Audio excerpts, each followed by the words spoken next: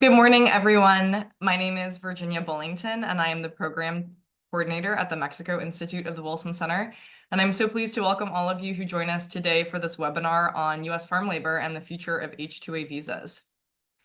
For a little context, in the United States today, 80% of farm workers are foreign-born, with the majority, so 92%, hailing from Mexico.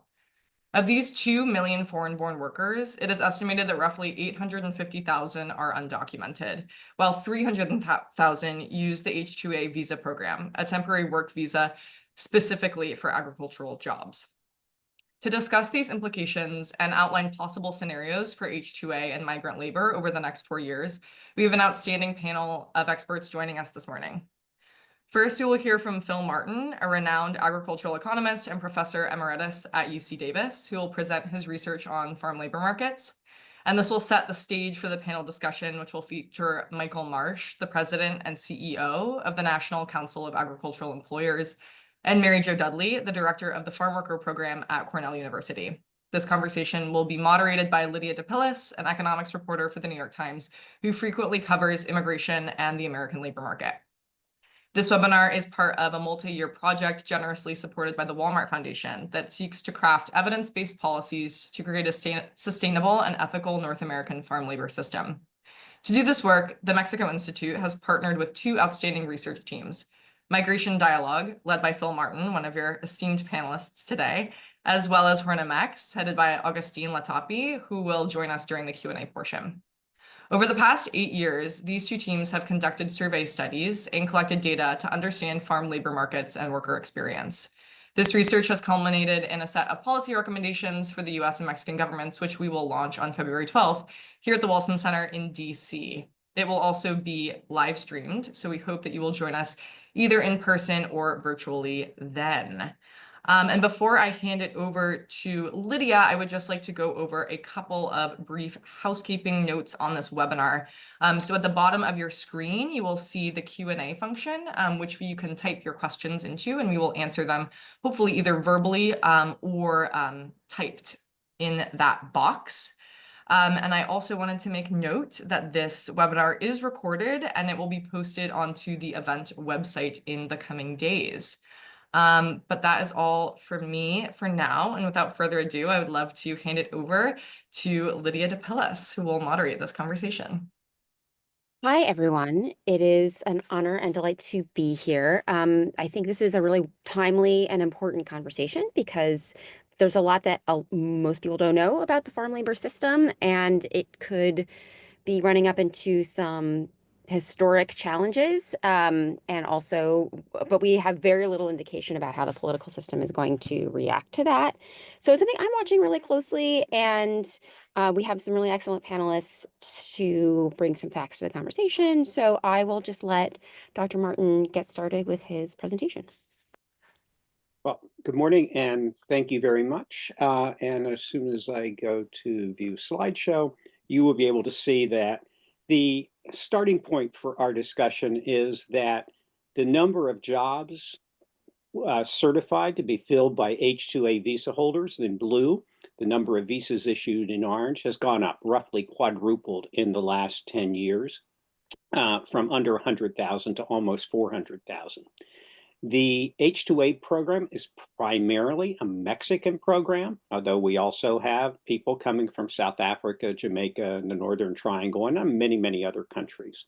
So it's a growing program, primarily legal Mexican workers, and half of the jobs are in 5 states, led by Florida, California, Washington, Georgia, and North Carolina.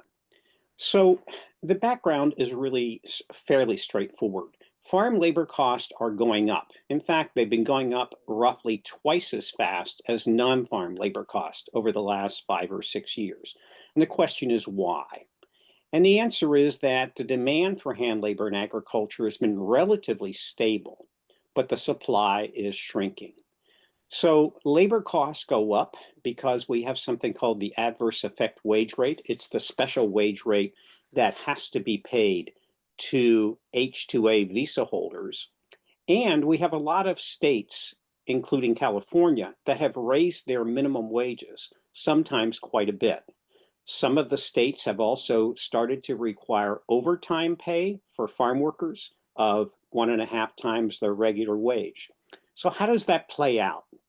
Well, when we look at the US farm labor system, we have to distinguish between the number of jobs and the number of workers. So there are roughly 1.5 million average jobs in US agriculture.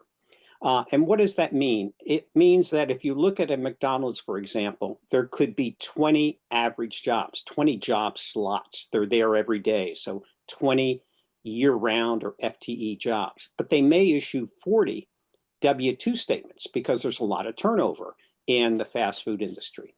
Agriculture is a little bit like that. There's 1.5 million average jobs, but 2.5 million unique workers. And we do have two sectors in agriculture, crop agriculture and livestock agriculture. They both contribute roughly half to the 500 billion a year in farm sales, but most farm labor is in crops. So 1.1 million of those average jobs are in crops. And then within crops, it's important to distinguish between what's called crop support and direct hire. So crop support means we have a non-farm employer who brings workers to farms. The easiest way to think about it is it's a farm labor contractor, somebody who assembles crews of workers, brings them to farms, and they perform a specific job, usually seasonal job, prune, harvest, or something else. That accounts, crop support is 40% of the employment in US crops across the US. It's 60% in California, and it's 50% in H-2A. So it's something that's really worth looking at. Virginia already mentioned that 2.5 million unique workers, roughly 80% are foreign born, almost all of them in Mexico. So we usually I divide the foreign born workforce into 3 groups. It's the settled in the US, so that's 1.7 million. They're roughly half unauthorized, and they're getting older. Their average age is in the 40s. There's about 300,000 H-2As, also almost all from Mexico. They're much younger, and in part because they're younger, they have higher productivity. So what's the overall response to this? It's the MMI responses. You mechanize hand tasks where you can, you bring in migrant H-2A workers where you can't mechanize right now, or you change crops and we import fruits and vegetables. And we'll talk a little bit about how that response plays out. So now we come to politics, then we go to some pictures to highlight this. We had Mr. Trump 1.0, and the H-2A program was growing during that period, but there really were no significant changes to the H-2A program. The adverse effect wage rate went up, et cetera. There was the approval of the Farm Workforce Modernization Act in 2019 in the House, a bipartisan bill that would have essentially repeated the Immigration Reform and Control Act of 1986. That is, on the one hand, it would have legalized unauthorized farm workers in the US, and on the other hand, it would have made it easier for farmers to employ H-2A workers. Under Biden, the House once again passed the Farm Workforce Modernization Act, but there were also changes to the H-2A program. The two big ones were the switch from having one adverse wage rate per state to having 10 or 8 or 10 or 12 adverse effect wage rates per state. What does that mean? It means instead of having the adverse effect wage rate for California right now for crop workers is 19.97 an hour. The state's minimum wage is $16.50 an hour. So the AWR is $3.50 per hour higher. So in general, the adverse effect wage rate is anywhere from 20 or 30% to 100% higher than that state's minimum wage. But each now job title has a separate minimum wage, so that an animal worker may have a different minimum adverse effect wage rate than a crop worker, and an equipment operator might be different than somebody who picks crops. The Biden administration also issued some worker protection regulations. Both of the Biden H-2A packages have been the subject of litigation.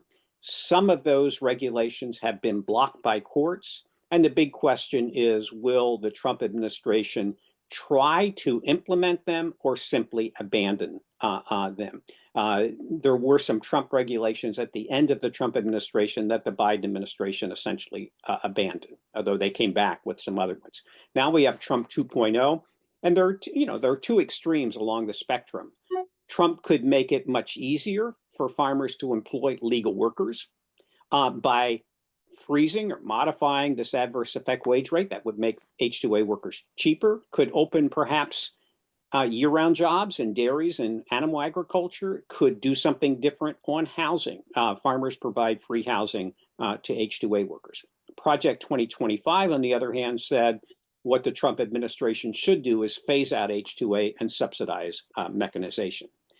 Well, it's really hard to predict what's going to happen. We really don't know. We do know there are relatively few newcomer unauthorized workers or U.S. citizens workers. In other words, even farm workers don't raise their children to be farm workers. The fresh blood, as it were, coming into the workforce is primarily H-2A.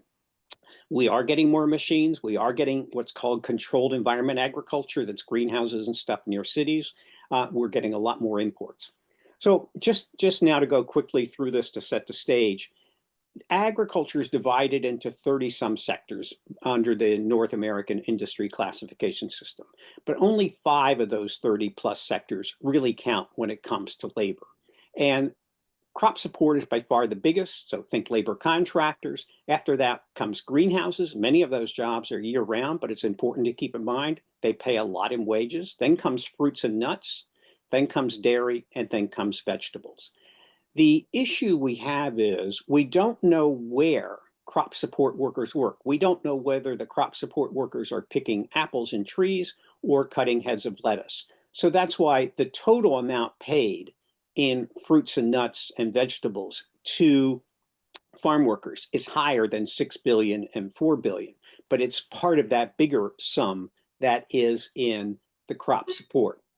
What is crop support? Well, remember, it's pesticide application companies, including all those aerial planes that you see, crop dusting, et cetera. But the biggest component are farm labor contractors. These are non-farm establishments that assemble crews of workers and bring them to farms. So farm labor contractors vary enormously from one person, often an ex-supervisor that was, somebody who was employed on a farm as a supervisor, then decides to go into business for himself or herself. Some of them have only one crew of 20 workers. Some of them have 20,000 workers. So labor contractors vary enormously. Some of them are run just like a non-farm temporary employment agency. Others are sort of one-person operations operating out of a pickup truck. I already mentioned the fact that if children of farm workers who have settled in the U.S. are educated in the U.S., they rarely become seasonal farm workers. Even seasonal farm workers typically want their children to get the education and get a non-farm job. So I already mentioned the adverse effect wage rates. Here are the basic adverse effect wage rates for crop workers. And as you can see, they vary from less than $15 an hour to $20 an hour. The reason adverse effect wage rates are important is because everyone knows what the adverse effect wage rate is. And if there are H-2A workers in a particular area who are earning the adverse effect wage rate, then the U.S. workers in that area often expect to receive it as well. And if a farmer cannot find enough U.S. workers, he or she may say, well, I'll raise the wage to attract U.S. workers, because if I do go and hire H-2A workers, I have to pay them $19.97 an hour in California, plus cover their transportation and their visa costs, plus provide free housing. So these two wage elements, one, the adverse effect wage rate, and the other, the state minimum wage, vary enormously from state to state. But the adverse effect wage rate is becoming important for settled U.S. workers, even if they are not I mean, they are settled U.S. workers. They're not H-2A workers because they know what the adverse effect wage rate is. And so the adverse effect wage rate can have kind of a pulling up effect on U.S. wages. But the main message is with these higher labor costs, there are three big responses that are already occurring in agriculture. One is to bring in machines wherever possible. The second is to bring in more H-2A workers. And the third is to import fresh fruits and vegetables. We've already mechanized a whole lot of commodities in the US, including many of the commodities that people said you can never mechanize. Usually, the harvest is the single most labor intensive and time sensitive task in agriculture. And the normal process of mechanization is what's often called a systems approach. You often have to change the biology, the way the plant is planted and grown. You have to then experiment with machines that will make it efficient to do that. Picking apples is probably the single most labor intensive and uses more hours of hired labor than any other commodity in the United States. It's a big crop in Washington and Michigan, New York, and other states. And there are robotic apple pickers that actually do pick apples without damage, and they put them into bins of apples. So the bins of apples weigh 925 pounds, whether they're picked by a robotic machine or by hand. But it's really difficult to match the human eye and human hand coordination. It's really hard for a machine to find an apple, grasp it, and put it in a bin because there's leaves that block it. You don't want to damage the tree. You don't want to drop that apple on the ground or else it can't be sold fresh. And when we look at what happens is that an experienced hand picker can pick roughly 6 bins of apples in an 8-hour day. That's a lot of apples. And a normal piece rate is, they vary, but normally it's about $30 to pick a bin. And there's also payroll taxes on top of that, supervision. So probably it's $40 a bin to hand pick apples. Robots are not as fast or as good as hand pickers. They're getting better. There will come an X point at which the robot is cheaper than people. We're not there yet, in part because the person comes and you pay them for their time picking, where the robot, you have to spend $300,000 or $500,000 on the machine first. And the challenge posed by robots in apples is similar to other commodities as well. So if we're looking at strawberries or apples, roughly a hand worker can pick, and in the case of strawberries, pack 1 piece of fruit every 2 seconds. And nobody knows how many of the good fruits and strawberries are picked, but we assume they get about 95%. So all the apples that could be sold, we assume a hand picker gets about 95%.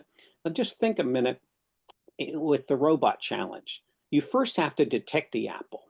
Then you have to position the machine to pick it. Then you got to pick it. Then you got to convey it. That's 4 separate tasks. And what if you're 95% efficient at each of those tasks, which is actually pretty good? Well, you remember from multiplying fractions, that means you're 80% efficient overall. And if I'm looking at this as a grower, then that means I lose 20% of the crop compared to hand pickers. And not many commodity or not many growers are going to be able to afford to lose that much of a commodity. And at the same time, the venture capital that's funding these robots, it often wants a big return and is not satisfied if it takes a long time to get there. So that's a quick excursion into the robots, which are coming, but the process is slow. In between, you know, one of the things that people don't like to do is climb ladders with 50 or 60 pound bags over their shoulders. So you can put these $60,000, $70,000 platforms out in the fields. And now, instead of me picking my own bins, now I'm sharing. I'm picking into a shared bin, so the whole crew will divide the piece rate for how much they picked. Or we can move over and talk about H-2A.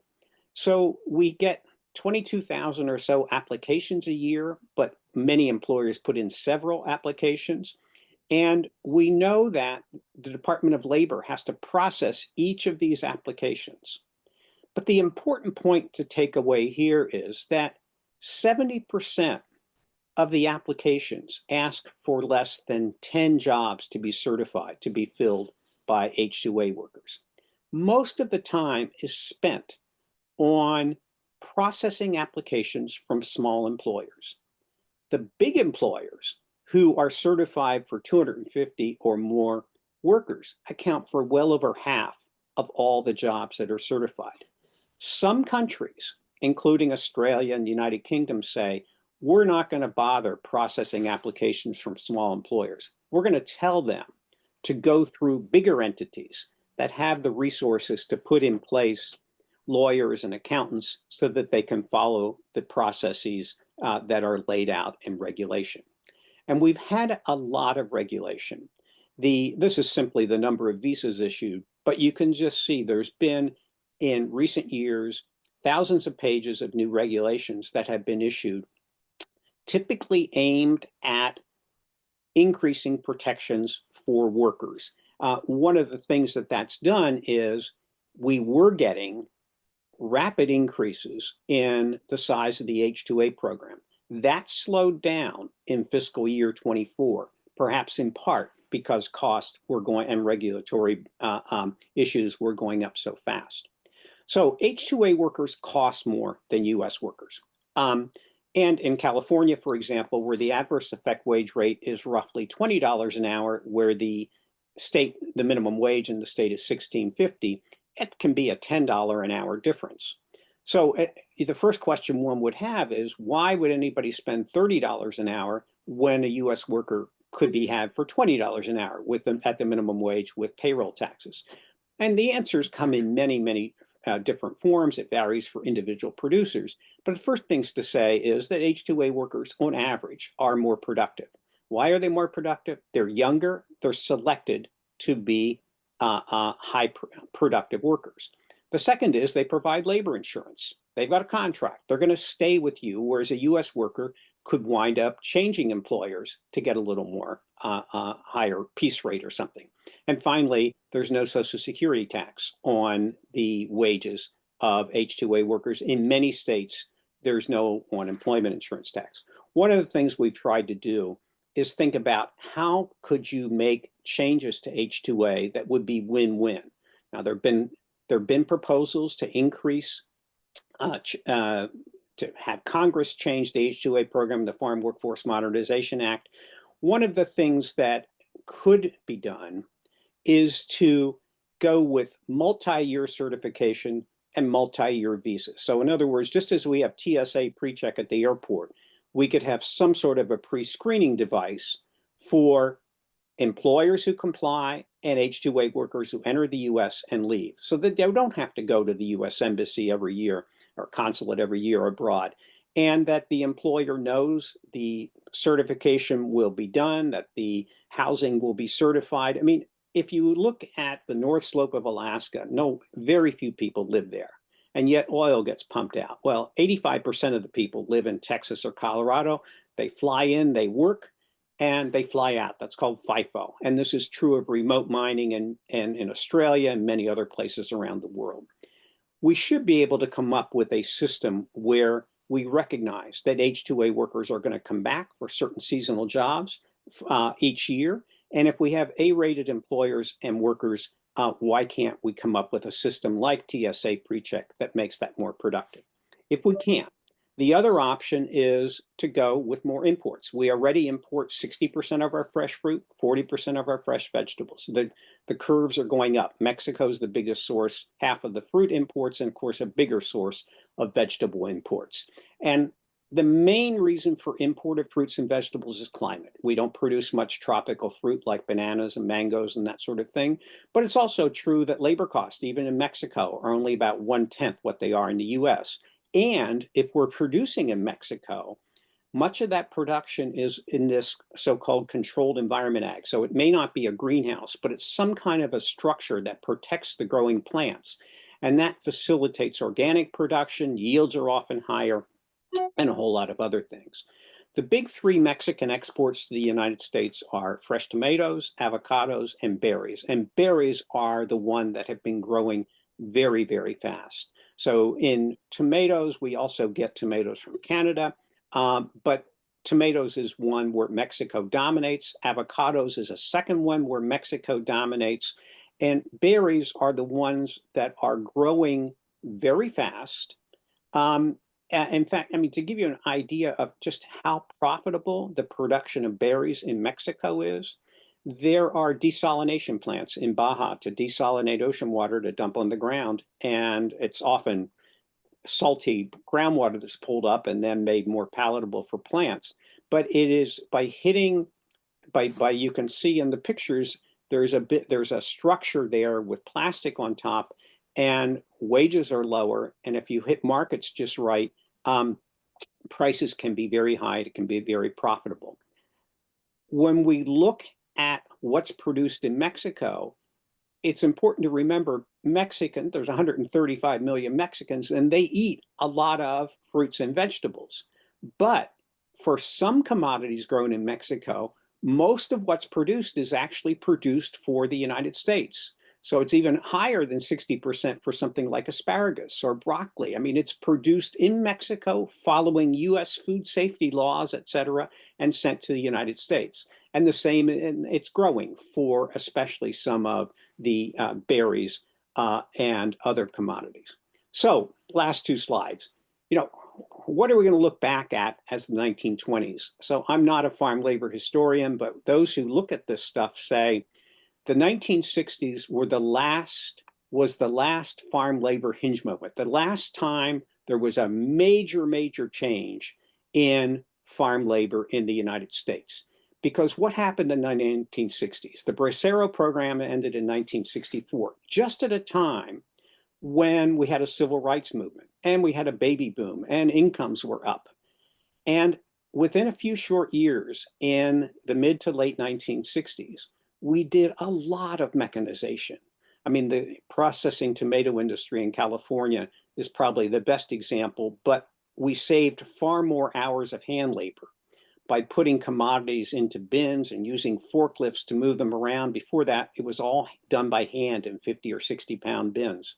We had Mr. Chavez and the United Farm Workers who mounted the boycotts and got a 40% one-year wage increase. 40% is a high wage increase back in the mid-1960s, and it's a high wage increase today. And we reduced a lot of the exceptions in labor laws. So remember, the federal minimum wage only applied to farm workers after 1966. Before that, braceros were guaranteed a minimum wage, but not US workers. The 1990s, we thought was going to be another farm worker hinge moment because we were going to, we got rid of the unauthorized. We now had the special agricultural workers who were legalized under IRCA. But of course, unauthorized migration didn't stop. So there were plenty of workers, and that's when we saw the rise of farm labor contractors, because the farm labor contractors became risk absorbers just in case there would have been enforcement. There wasn't. Now in the 2020s, we've got demand higher than supply, the wages up, the mechanization, the imports, we're much more international now than we used to be. And we're going to see more mechanization in the fields, more controlled environment ag near cities. We'll see a lot of aids that raise worker productivity. We are seeing a rapid drop in ag exceptionalism with the overtime. We've had some lots of state laws on heat safety and worker safety. There's been pro-union laws here in California. And the big question is, what's going to be the outlook in any particular commodity? So a commodity like apples, fresh apples, where at least Washington State has a comparative advantage, exports 30% of the crop. We're probably going to use more H-2A workers until the robot is successful. In a commodity like open field tomatoes, the ones that are picked green and then they're ripened, that'll probably keep shrinking since consumers prefer the vine ripened tomatoes that often come from Canada or Mexico. Question is, who's going to integrate all this stuff? In the 1960s, we had the federal and state governments both cooperating to hasten mechanization so that the US Department of Labor issued a report in 1969 or 70 that said there will be no hand workers left in agriculture within a decade. That's how much the US was pushing to automate. With Trump, okay, we have a big talk about deportations. How's it going to play out? One thing it's worth going back and looking at Operation Wetback in 1954-55. Remember, only 300,000 people were deported from inside the US. Most of the deportations were turnarounds at the border. And we doubled the size of the Bracero program. So we went from 200,000 to over 400,000 in 2 years by relaxing the regulations. So you can't find any evidence of farm labor shortage in any of the agricultural reports of the mid-50s. With H-2A under Trump, we might, my prediction is they'll withdraw the Biden worker protection rules, maybe change the A word. But of course, Project 2025 says phase it out and subsidize mechanization. So I'm sure there could be some debate within the Trump administration as to which way to go. But meanwhile, what makes this mix of mechanization, migrants, and trade difficult is that we're going to renegotiate the USMCA. And will that affect what have been rapidly rising imports of commodities? I mean, red raspberries are now mostly imported. They used to mostly be produced within the United States. Blueberries are increasingly imported. Places like northern Peru have developed with water and the very newest technology and wages that are even lower than in Mexico. Will Peru become an agricultural export powerhouse? So the final slide is just to say, as we kind of struggle in the United States, just remember, a lot of countries are having exactly the same debate. We could be sitting in Spain or in Portugal or in the UK or in Australia, and you'd be debating exactly the same issues. There's a twist in each of these countries that make it a little different. Oxford just published something earlier this year in which, basically, if you buy a tomato and eat it tonight, there is a 95% probability that that tomato was picked by a Mexican-born worker, whether that tomato came from Mexico or the United States or from Canada. In all three countries, there is mostly a Mexican-born hand workforce. And the question is, are we going to look back at what we're doing now and say, yes, they managed it far better with Bracero 2.0 in the 2020s and 2030s than what we look back and say, well, we didn't do too well on Bracero 1.0 in the 1940s and 1950s. I think that's the really big open question. We have in all three countries a largely Mexican-born workforce, mostly legal in Canada, mostly unauthorized in the United States, and including a lot of internal migrants from southern Mexico in northern and western Mexico. So it's Mexican-born in all three countries, and we're in the middle of deciding how to manage that. Okay, let me stop here, and I know we're going to move on to commentaries and other things. Thank you so much for that, Dr. Martin. Leave it to a professor to go slightly over time, but I think it was all valuable for the audience. Just to bring some basic facts to the conversation. I am going to invite our other panelists, Michael Marsh from the National Agricultural Employers Association Coalition, to respond with any comments, and then Mary Jo from the Cornell, for any responses or initial thoughts. Thank you, Lydia, and good morning. I feel your comments are always provocative. They're always interesting, and your analysis is always really very, very spot on. The National Council of Agricultural Employers represents about 90% of the employers in the United States who are utilizing the H-2A program. We have a weekly H-2A call where we have labor attorneys and immigration attorneys talking about different facets of the regulation so that hopefully we can enhance compliance with the regulations, because it is an extremely complex regulatory scheme. And when you think about that, over the past 4 years, within a period of about 18 months from the Biden administration, if you're using the H-2A program, you received about 3,000 new pages of regulation over a period of about 18 months. And that excludes the 1,640 pages that were included within the OSHA heat regulation, which we just filed comments on the 14th of January. Now, this program, of course, hasn't really changed much since its original structure was developed out of IRCA back in 1986, and the first H-2A regulations came about in 1987. But unfortunately, the Congress has not been able to do its job. We have repeatedly, we in agriculture, as well as with the farm worker community, have repeatedly attempted to get some type of ag labor reform legislation to move through the Congress. We successfully moved it back in 2013 through the Senate, and this over the past couple of Congresses, we've been successful at moving bipartisan legislation through the House of Representatives. But sadly, the Congress simply will not do their job and take care of this situation. So we're stuck with a program that was built for a different time, for a different situation. And clearly, we need to have the workers because I have farmers and ranchers that really need the workers today.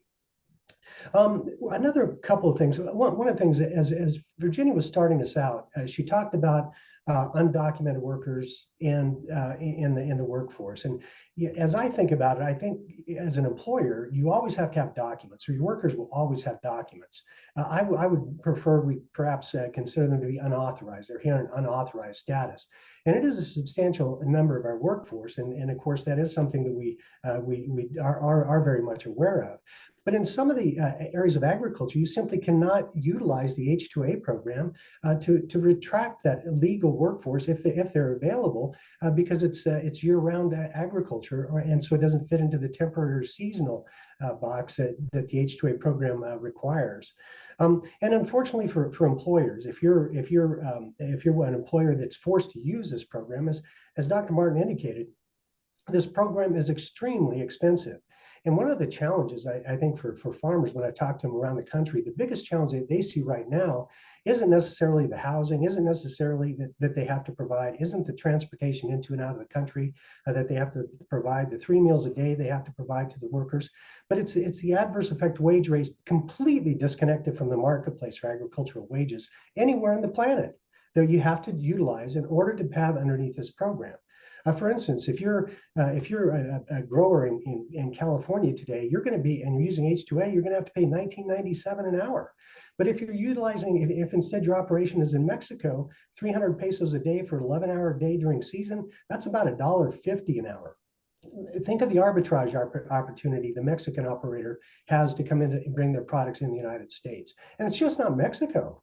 And when you think about Canada, if you're in Saskatchewan and you're growing potatoes underneath the circle, you're going to be paying about $10.43. But if you cross the border into North Dakota, you're going to be paying $19.21 an hour. Extraordinary difference within the wage rates that are there. Excuse me, $10.43 in Saskatchewan. So for farmers, it's how did we keep the family business in the family long term? And they're really struggling with this because, as Phil noted, more than 60% of our fresh fruit that we consume in the United States today is coming from our foreign competition, more than 40% of our fresh vegetables. And those numbers are going to continue to tick up as we witness more and more farms going out of business. We lost 140,000 operations, according to USDA, from 2017 till 2022, and we took out 20 million acres out of production. This is very concerning. So we have to have a workforce. We have to have a legal workforce. And unfortunately, the H-2A program just hasn't kept up with the demands of the marketplace. Great, thank you. And now, Mary Jo, very curious to hear your perspective as someone who talks to a lot of farm workers all the time. Thank you. And thank you, Phil. I think you laid the scenario out very well in terms of what we can imagine is coming, or the policy, what we can see would be on the policy arena. But there are a couple of problems when, as Michael said, when you implement this, when you put it in the real world. Farm size matters. Here, most of our farms are under what the USDA would qualify as small farms. And so mechanization for a small farm would have significant impacts. In fact, we find that even for many of the farms, the H-2A applications have to be a cooperative application because there's not enough support to pull the pieces together, the finances, et cetera. So if we look at commodities, I think your illustration with apples is a good one in terms of ways that mechanization can help with picking, although at a reduced earning for the farmer, there are those other activities that take place in apple production, pruning trees, planting trees, etc., that aren't really fully mechanized. And if you're a small farm, can you afford to lose that 20% through mechanization? One of the big industries here is dairy, and dairy doesn't qualify because it's year-round work, except for in some cases where dairy producers have carved out some sort of partial H-2A arrangement, and many times it's unclear if that's actually legitimate. But let's look at dairy. So dairy workers here are primarily unauthorized workers. Sorry, trying to turn this off. Unauthorized workers. And right now, this week, what is happening with that workforce? There's very intensive ICE immigration surveillance, visits to farms, stationing ICE vehicles at hospitals, health clinics, and those places that farm workers frequent. So we do see that some of the workers, the current workforce, the unauthorized workforce, are leaving. I'm not going to stay here. I'm not going to run the risk of being separated from my children, because while you can deport, detain an adult, we are currently not deporting and detaining US-born children of unauthorized parents or unauthorized children. So that decision is happening very quickly. And there isn't a backup H-2A program that can replace dairy workers that are year-round workers. So that's kind of what's happening on the ground. Mechanization works in areas where you have large farms, large stretches of flat land, but many of the small farms are on rocky terrains where mechanization doesn't work. And in the dairy farms, it's a very expensive investment. So you have to be big enough to make that investment worth its while. Here we're a large dairy producing state, and we only have about 2 dairies that have gone the route of mechanized milking. And both of them have noted that one of the difficulties that they have with mechanization is the dairy farms are in very rural areas, and the people who can fix those machines live in urban areas. So we have that kind of thinking about mechanization. We have to think through how it plays itself out in a real world, in a real context. Mm-hmm. So I think there is this huge concern about how can you transition the many, what is USDA qualified small farms throughout the US to be accessible for a mechanization situation. And most of the people who are farmers, and Michael, you can hopefully give some insights on this, they can't go large. They won't go large. They are farmers because they live in an area where they can produce where they live. And so just moving that to large scale agricultural production will mean that those current farmers will leave the industry. So these are some of my initial thoughts, and I don't want to take up too much time because I think we have some questions to answer. But this pathway has a lot of challenges when it plays itself on the ground. Yeah. Yeah, none of these are easy questions. And I should note, there is a chat box for your questions, and we'll start asking them after I get the chance in 10 or 15 minutes.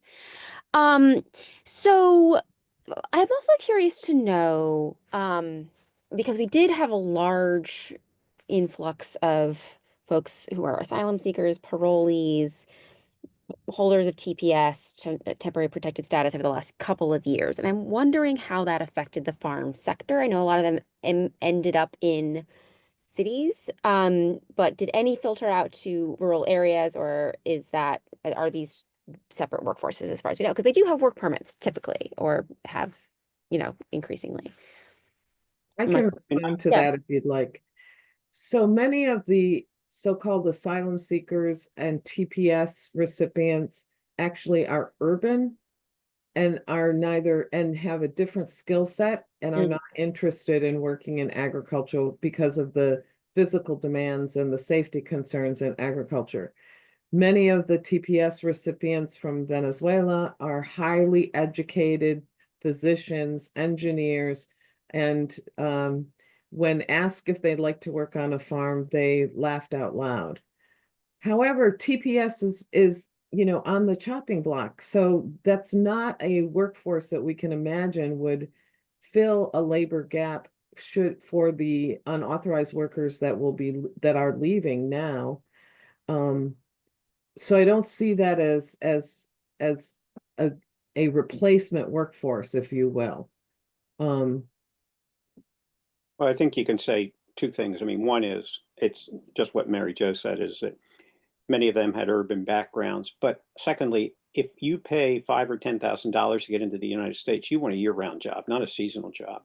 I mean, I might point out that Mexico has got a lot of people seeking asylum who can't get to the U.S. We're not seeing them in the fields in Baja or in Sinaloa or something. So in general, if you're going to make that investment to get to another country, you want a better life for yourself and your children.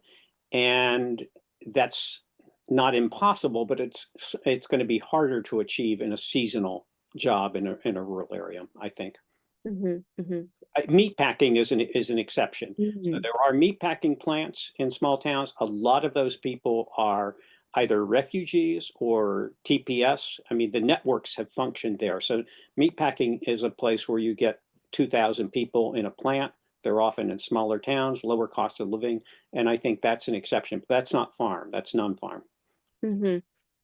Michael, how are your members or farms that reacting to the last week of actions, right? Are they proactively trying to insulate themselves by finding some other source of labor, or what are they seeing so far?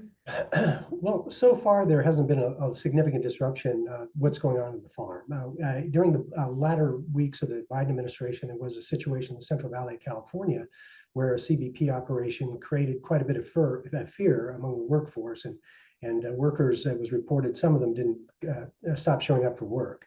I think that we're very anxious about it because we have to have a workforce. There's just no two ways about it. You have to have a workforce, and if you lose a worker and you're down a worker, it's very, very difficult to recruit somebody else. I'll just give you kind of a snapshot. On March 13th of 2020, when Mr. Trump was previously president, he announced a national emergency due to the global pandemic, and almost immediately, some of the more conservative members of the House of Representatives thought, we'll get rid of the H-2A program. We'll have all these domestic workers that just can't wait to come out to the farm and do the job. Unfortunately, the Department of Labor only accumulates that data with regard to referrals for H-2A positions that are advertised once a year. At the end of each fiscal year, they compile that data. So we had to survey all 50 state workforce agencies to find out, for the period from March 1st of 2020 until May 15th of 2020, how many domestic workers even applied for the 97,691 jobs that were available for H-2A workers? Because, of course, underneath the regulation, you have to first offer the job to the domestic worker and hopefully try to recruit the domestic worker into the position. So for the 97,691 jobs that were available, we had 337 domestic applicants. So we have to have a workforce. And if you don't have a workforce, you don't have access to a workforce, it's concerning. And today, of course, if your workforce is in any kind of unauthorized status, that's going to be more of a concern to you as well. I believe, based upon my conversations with the Department of Labor, who, by the way, they've got great people there, wage and hour, as well as the Office of Foreign Labor Certification. I enjoy working with both sides of that agency that interact with us on a regular basis. But they have seen an uptick in the number of applications for workers, H-2A workers, to come into the United States. Yeah, it's interesting. We're sort of watching in many spheres the pre-hoarding of both goods and workers, in advance of tariffs, in advance of immigration restrictions. So it sounds like that is starting to happen. So, we don't have someone on the panel who is of the administration's more immigration restrictionist viewpoint. It sounds like Wilson Center couldn't find someone who was like acceptable. So like let me present their view, which is that agricultural employers, it sounds like, would sort of prefer there to be a lot of undocumented folks in the country because they are here and can be employed without going through a lot of paperwork, and it sounds like are cheaper than going through the H-2A process. So like, how would you answer that critique that this is a system that has worked for the agricultural industry for a long time and they would rather keep the status quo the same? Yeah, I don't think that's accurate at all, because of course, if you're using the H-2A program and you've got workers that are doing the same job on the farm as the H-2A workers, you have to give them the same pay and benefits that you would to the H-2A workers. And I think that as Phil pointed out in his data in his presentation earlier, that what we've seen is that, and clearly the labor advocates recognize this, that the H-2A program's effects on the wage rates that are paid are inflationary, and that's why they've actually kind of shifted their position from direct opposition to actually acquiescing to some extent, because it is so inflationary on their wage rates. Well, one way, but inflationary is one way of putting in it, but like, raising people's standards of living is another way of putting it. I mean, how do you think that's affected prices? Actually, is it actually inflationary? Well, it will be ultimately, and the reason I say will be ultimately is because if the more that you outsource your food production, the more you give opportunity to your foreign competition to jack up prices on you, because otherwise, the farmer, as John Kennedy said, the farmer is the only man in our economy who buys everything at retail, sells everything at wholesale, and pays the freight both ways. And of course, so the farmer, if he gets these added costs, as we saw under so many of these regulations that were passed during it came out of the Biden administration, because Congress couldn't get their act together and go ahead and pass their legislation, those costs are simply borne by the farmer, which, as Mary Jo is talking about, particularly if you're one of the smaller farmers, you just can't absorb it. So eventually you end up losing the family farm. But of course, one of those alternatives you have is to take advantage of that monstrous arbitrage between the United States and Canada, the United States and Mexico, the United States and Peru, and simply start importing more and more of your food. So as long as that doesn't get to that tipping point where they actually control much more of your food production, then perhaps you may not, the consumer may not necessarily see that in the grocery store, because you're still sourcing it from your competition. But if the competition starts stepping back and stops perhaps providing you with the food at the price the consumer would like to pay, then you will see food inflation. We have a guest. But Mary Jo, go for it. But and after that, we have a guest from the Wilson Center who has a comment on migrant labor. I think one of the missing parts of this discussion is the workforce itself. And I've conducted research with unauthorized workers and with H-2A workers.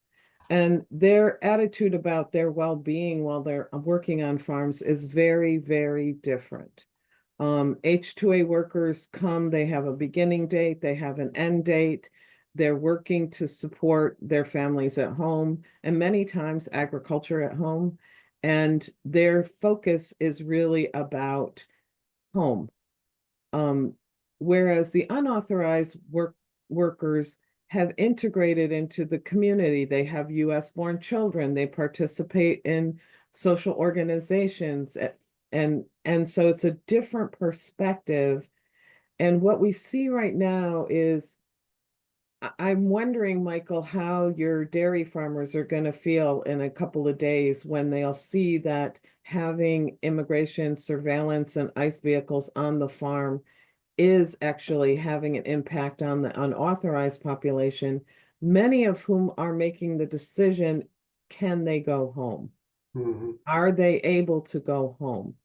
If you have immigration vehicles outside the health clinic, the farm worker serving health clinic, it's a risk when workers make that decision. Do I dare to seek medical assistance? And precisely at a time where we have growing concerns about avian flu and dairy workers direct direct engagement with avian flu. So I think that it will be interesting because I think that this is something that's changing almost daily, where we see the incursion of ICE vehicles on farms. I think farm owners will have a different perspective because, as you noted earlier, Michael, if their workers disappear in the night, there's not a replacement workforce to milk the cows. There's not another population that's going to come in and do those jobs. And if the cows are not milked, they will become ill and that farm is gone. So Yeah, I think agree completely with what I you just think said. that I think that as Phil laid it out, the idea that mechanization and H-2A is a path forward doesn't respond to the reality on the ground, particularly among those small farms. And small farms aren't tiny farms, but it's under the USDA definition of farm size. So farm size matters. And this varies dramatically across the country. I know in California, it's easy to see these very large farms on flat terrains. So mechanization there has one possibility. But when you have rocky terrains along lakes in upstate New York, and that's where your vineyard is, mechanization is not the option. I just want to kind of, because it looks like we have and hello, Augustine, it's good to see you.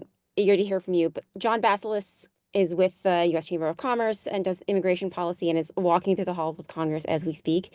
So, John, welcome. Thanks for coming.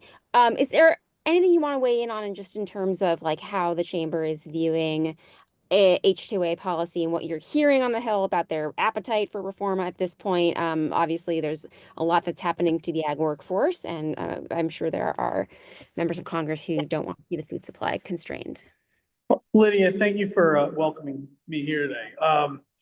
And Mary Jo, I apologize for interrupting your comments. As someone who's a fellow upstate New Yorker, I can totally empathize with having agricultural production in a mountainous area where it's tough to have mechanization of anything. I mean, the other thing is, depending upon the crop you are growing, like, wheat, barley, it's easy to do that. When you're doing specialty crops, any berry that has a really soft membrane, like, it doesn't respond well to a machine.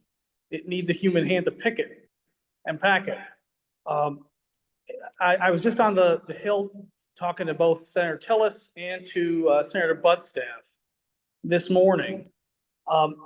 Is there an appetite to do wholesale H-2A reform or just ag labor reform? Clearly, it's way too early for that. But it's very interesting to hear them and their receptiveness to trying to do certain things, like ensure that DOL actually gets its temporary and permanent labor certifications done in a timely fashion. Anybody who's had to use these programs over the past several years has seen a significant lag in time when it comes to actually processing these petitions. And there's a desire to get DOL back on track. There is a concern about what will happen at DHS in the sense that still don't know who's actually heading over there. When Biden came into town, DOL was a problem. DHS heard us out. I've been through this switcheroo. I guess it's my third time now, having worked in this issue for 15 years. You see one agency likes you, another agency doesn't want to give you the time of day. It'll be interesting to see what happens with the State Department. I think you're going to see, hopefully, timely processing of consular processing for folks that are coming in and year out. But as of right now, it's just the big thing. I heard it from Tillis' staff this morning. It's like, listen, everything right now is on immigration is border focused.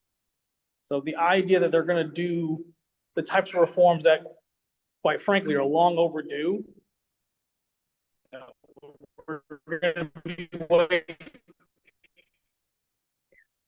Okay, John, you broke up a little bit, but thank you for that assessment. How long that's the, I was saying like how long it's gonna take to wait, I don't know, but anyway, I'm happy to answer any questions folks may have, and I really want to thank all of you for inviting me today.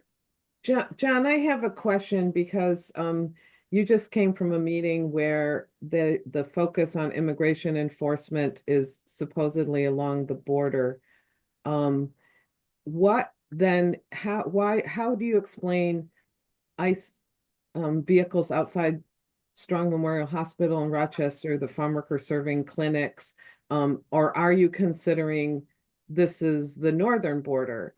It's really become a very huge issue here in the past week where the ICE presence has been markedly increased in the locations where immigrant workers frequent. So is that mean that then the tactic is to create an environment of fear and people will, as some people have stated, self-deport? It's important to understand because on the ground, we're seeing something which is a dramatic increase of immigration surveillance and presence.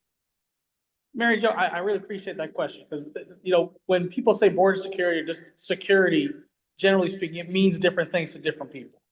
And to me, when members of Congress or their staff say it's border security and interior enforcement, that's the big thing here. Like, there's definitely been an uptick in interior enforcement. We actually have seen it with some of our members prior to Trump's inauguration.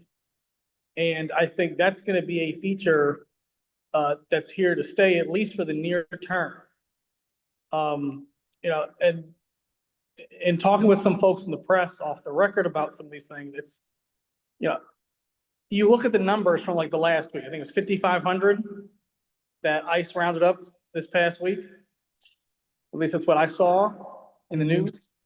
Mm-hmm. If you multiply that by 52, you're still at 286,000.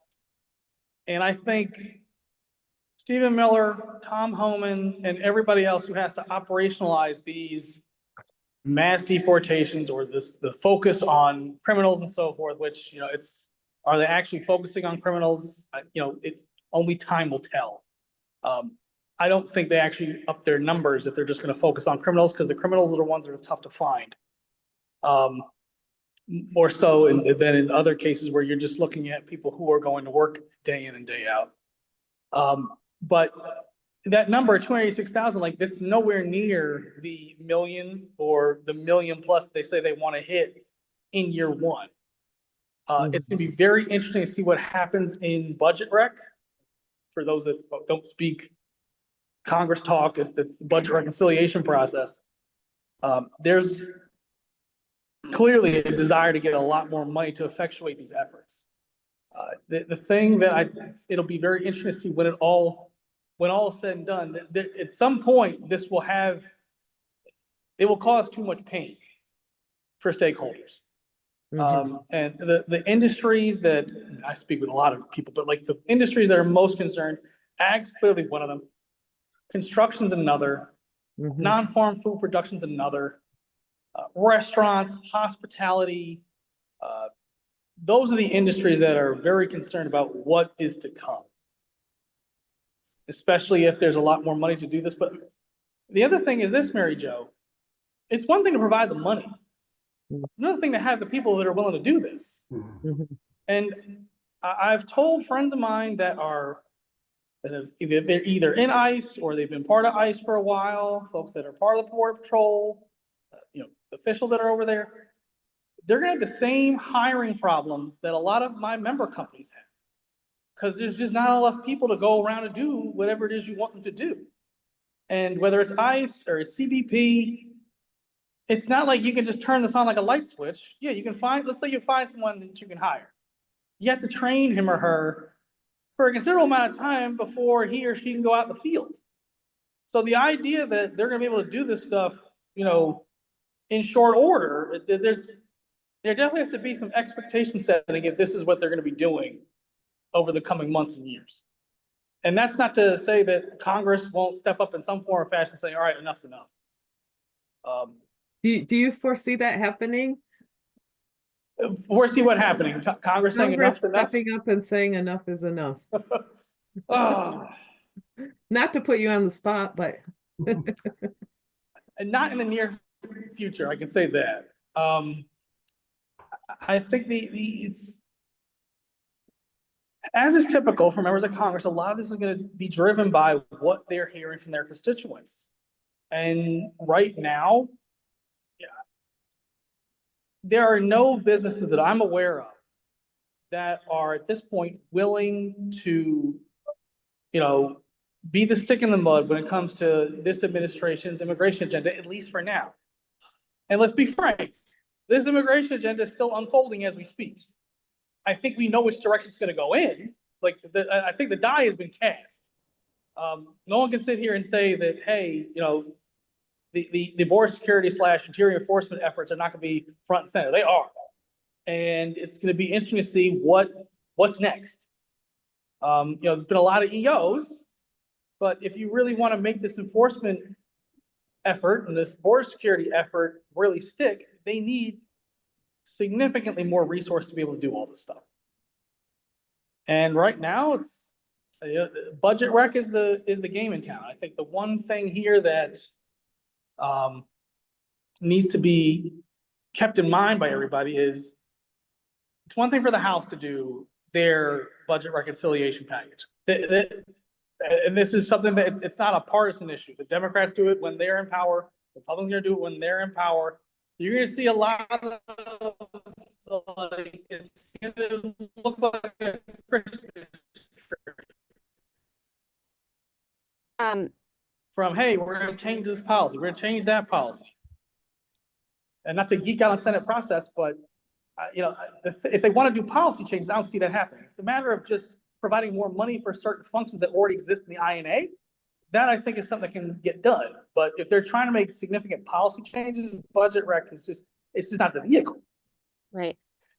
John, you've been a little bit fuzzy, so I think the, weird Congress halls are messing with your connection, but thank you for reading us in. I am curious to know, Michael, you talked in our prep call a little bit about the history of attempts to do more reforms to this program, and they all fall on the sword of comprehensive immigration reform collapsing under its own weight. What are you working on? What are you asking for? What are you trying to get done in Congress to deal with the situation? Yeah, I think from the farmer's perspective, he needs some surety, as John mentioned, that the process is going to work well and work in his favor, that he can get his workers when he needs them, or he or she can. I think that another one that they have to be able to afford the program as it is. They have to have a wage rate that's connected to the marketplace. Otherwise, they're just going to continue to just lose their market share to their foreign competition. And we see that accelerating with regard to some of the regulations we saw come out of previous administration. One of the regulations, of course, has been enjoined in multiple jurisdictions. The worker protection rule was enjoined, and it's probably inoperable almost at this point that came out of the Biden administration. And frankly, when that regulation came out, I had a conversation with the folks over at the Department of Labor, who I work with very closely on compliance issues. And I told them that the regulation itself should never have come out of the Department of Labor, because it was almost as if they were daring the Supreme Court or daring the court system say, actually, we meant what we said when we decided Cedar Point Nursery versus Hasid. We also meant it, the Congress meant it when they passed the National Labor Relations Act back in 1935. And so it was almost as if they were trying to do a regulatory end to run around both the Congress and the Judiciary branch under Article 2 versus letting Article 1 and Article 3 do their jobs. So I think that we do need to have access to a workforce. I mean, that isn't changing. And my dairy farmers, as Mary Jo pointed out, they've got to have access to a workforce 24/7, 365. But again, this is one of those aspects of that program that just hasn't changed. It's temporary or seasonal labor. So it doesn't work for a dairy farmer, a hog operator, or somebody that's raising chickens. And it needs to adjust, and it needs to take some of these things into account so we can hopefully reduce some of the costs as well. Here's another one, Lydia.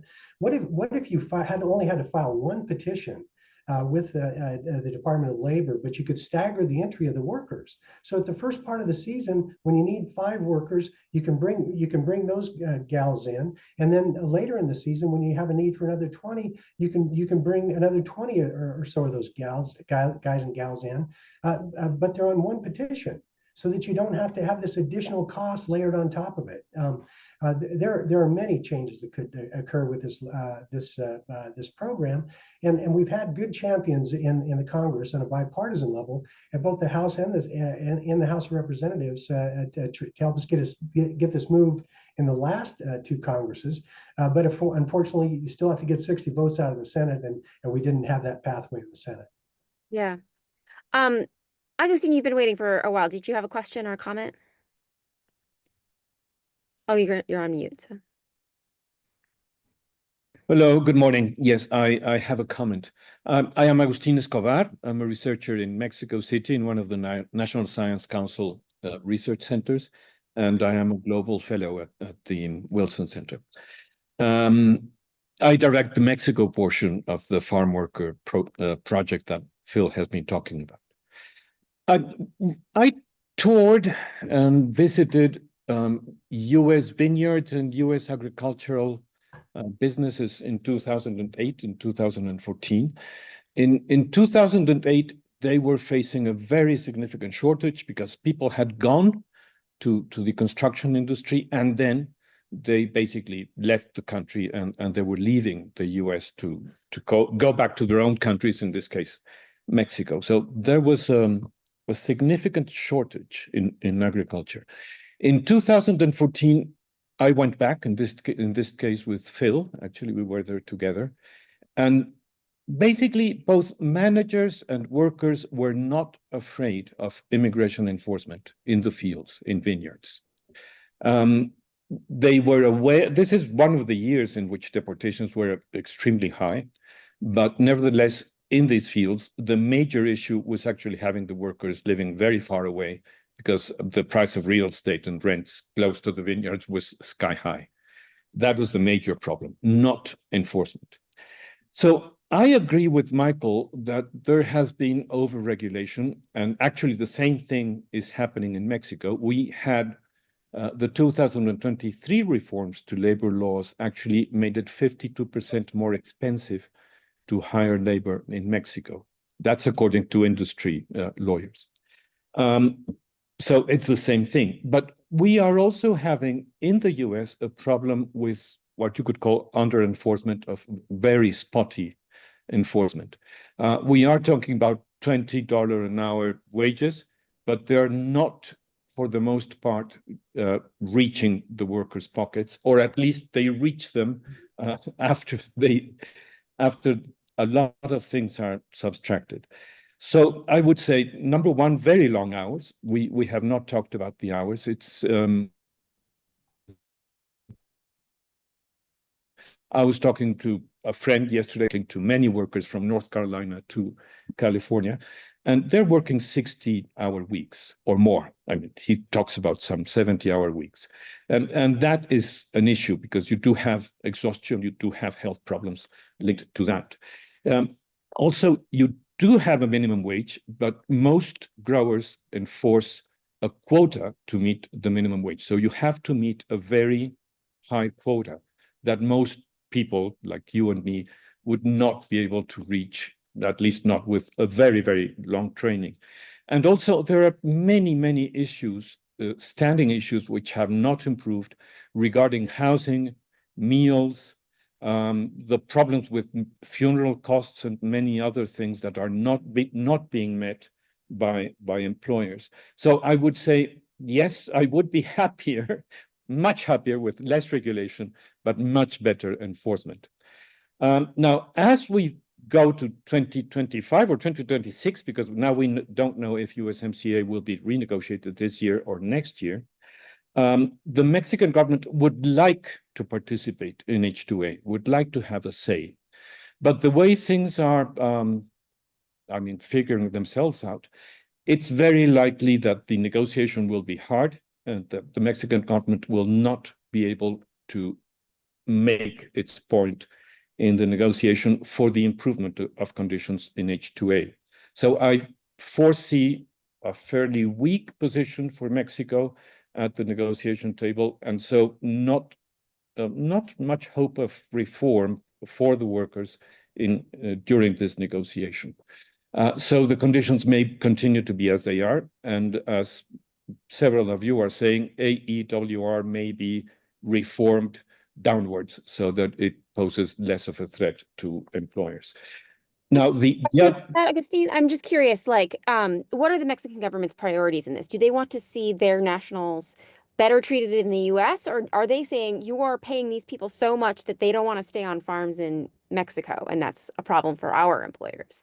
No, the second part you mentioned is a problem for the employer. It's the employers who see that more and more Mexicans are leaving for the US every year. The numbers are growing, and the labor shortage in Mexico is getting worse. That has been employers' position, but it's not the Mexican government's position. The Mexican government's position is we have had a unilateral program for many, many decades.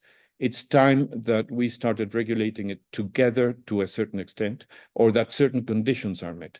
But what I'm saying is it's not likely, because of the way negotiations are shaping themselves out, that this will happen. So I believe the Mexican government will be fairly weak at the negotiating table, and we will not get much. Now, 250,000 deportations per year doesn't sound like much, but the few other times we've had as many, we also had many undocumented Mexicans arriving in the US. If this time there are fewer, because there's better border enforcement, or interior enforcement for that matter, then the 250,000 matter a lot. And they matter a lot for the agricultural labor market in the US, because that does mean that you will get a labor shortage.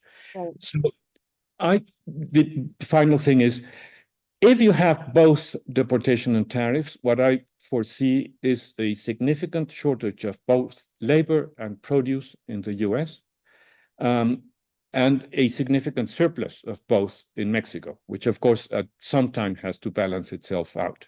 I mean, there has to be some way to channel production from Mexico somewhere. Right. The question is, at what point will government and the market regulate those two, which have to be met? You can't have a permanent surplus on one side of the border and a permanent shortage on the other side. But the system has to work, and I hope they do it sooner rather than later. But that's it. Thank you. No, thank you. That's a really fascinating point, just thinking about overall surpluses and deficits on both sides of the border. I do want to ask one question that came in from our audience, from Vivek, wanting to know more about bundling workforces that could shape, they could help small farms when mechanization, as Mary Jo has pointed out, is really hard. Is that something that has been maximized through the H-2A program, just coming together to do bigger applications? Can I just come in on that? Go ahead, Mary Jo. Just briefly, bundling workforces is complex if the location of the farm is geographically isolated. So you have many vineyards along the lakes, on both sides of the lakes, and the vineyard owners have tried to do that bundling of H-2A workers, but they have to house them and transport them to work. And so if you're housing everybody in one location and then driving an hour to work and driving an hour back, then that's increased wages that have to be paid. I'm not sure how likely that works in very rural or topographically diverse areas. But Michael, you may have some insights. Yeah, actually, unfortunately, that was one of the things that one of the changes we got in some of the new regulations that came out of the Biden administration is that employers can't necessarily share workers one with another if in the same way that they perhaps were able to in the past. And now there's a workaround there. Perhaps you can form an association where you can house the workers at one place and then they'll work there for a few days and then they have some other work at another operation. But there's a technical way for you to achieve that outcome. But unfortunately, in the regulatory tsunami that farmers have been facing over the past several years with regard to the H-2A program, that was one of the things that disappeared. Mike, in the housing in 2 separate or 3 or 4 or 5 separate locations for the employer is going to imply a much higher cost since H-2A workers are provided with housing that is in our area inspected by the Department of Labor. And so I'm not sure where the economic advantage would be in doing so. Well, Yeah. the biggest thing is keep in mind 45% of the jobs go to farm labor contractors. And the whole point is that you hire them to bring workers to the farm to do a particular task. Now, it is also true that in some cases those workers can have a long commute from wherever their housing is. But the outsourcing of certain tasks to other places, I mean, that's what people typically do. One of the points that I think Mary Jo has made, and I tried to make it, is remember, almost 60% of the applications for H-2A come from employers who are seeking fewer than 10 workers. Many of those farms are not going to survive. I mean, we may as well be upfront about it. The agriculture has been in a fewer and larger mode for 200 years. 95% of Americans were farmers in 1790, and it's 1.5% today. And we've had lots of changes in agriculture. And even though we now have 1.9 million farms, the biggest 100,000 or so farms account for most of the production. And the same thing is true in Mexico. The retailers, we can make a lot of arguments about a lot of things, but the big retailers want to buy from one person or one business that can supply them year round. And that business may have farms in Canada, in the US, and in Mexico, and in Peru, but they supply consistent commodity to that retailer year round. That's what they want. And it takes scale to do that. And, if it's trying to achieve the goal of both making the program very easy for small farmers and then dealing with the whole supply chain, including the retailers that want the consistent supply and not just a month or two a year, that's a really hard square to circle. I mean, it's just a very difficult thing to do. And so there may be some way, but I expect the whole immigration thing. I mean, keep in mind, we won't know what is really going to happen until springtime. Right now, it's typically winter in most of the places. So there is some citrus being picked, but it can hang on the tree another week or two. There's some pruning being done. That can wait as well, et cetera. But once we hit the springtime, like May, June and stuff, that's when, and if all these things continue, I think that what Mary Jo is saying is very correct. The fear that's going to be spread in the communities, I mean, partly that's by design. That's what the policy is designed to do, is going to lead to a lot of people missing days of work and for fear of being stopped and all that kind of thing. But I don't think we'll really see the bigger effects of this until agricultural employment starts ramping up sometime in the spring. Yeah. Well, we have to come to a close here. Any last burning thoughts from someone who's been waiting to throw anything in before I turn it back to Virginia? So Lydia, just want to add one point to what Phil was saying there. Because he's talking about citrus, but I feel like citrus is going to be a harbinger for things to come. Because from what I'm hearing from friends in Florida and in California, they're already having difficulties. Because, and it's not so much that, Mary Jo was talking about ICE going to hospitals and things like that. They're also doing operations, not necessarily on the farms, although they could do that too, but they're setting up shop around the sheets or the 7-Eleven, or the convenience store that a lot of farm workers frequent during the day to get lunch or to pick something up for their home when they go home. That's where we've seen it in California, it's been an issue. I'm hearing things in Florida too. They're not exactly encouraging.